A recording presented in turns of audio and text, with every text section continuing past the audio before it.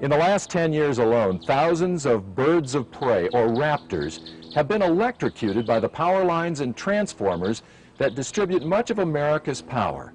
Now, some of the birds here were lucky enough to escape with their lives, but many others did not. This home video, shot a few years ago in Nebraska, documents how quickly an electrocution can happen. No. Ah. No, get out, Mud Lord. Ah, you dead.